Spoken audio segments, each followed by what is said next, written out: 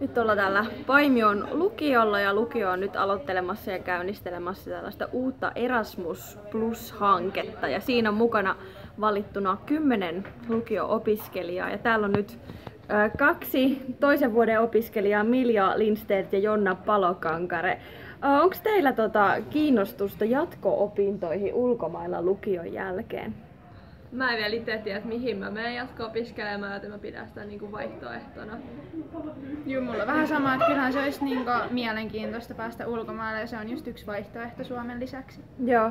No, onko teillä joku tietty ala, mikä teitä kiinnostaisi? Mulla ei vielä tiettyä alaa, mutta mä odotan, että mä saan jotain inspiraatiota ja uutta näkökulmaa just tämän hankkeen kautta esimerkiksi. Joo, ja mä en ole ammatista varma, mutta just, että on itse aika sosiaalinen ihminen, niin kyllä siinä työssä tulee varmaan olla semmoinen, missä tämmöisiä sosiaalisia suhteita käytetään, että on hyvä harjoitusta siihen. Joo, ja tämän hankkeen myötä sitten teille tulee ranskalaisia ja puolalaisia vieraita myös tänne Paimioon, niin mihin veisitte täällä Suomessa ja Paimiossa teidän vieraat? No Paimiossa veisin tuonne kauniiseen luontopolkuun.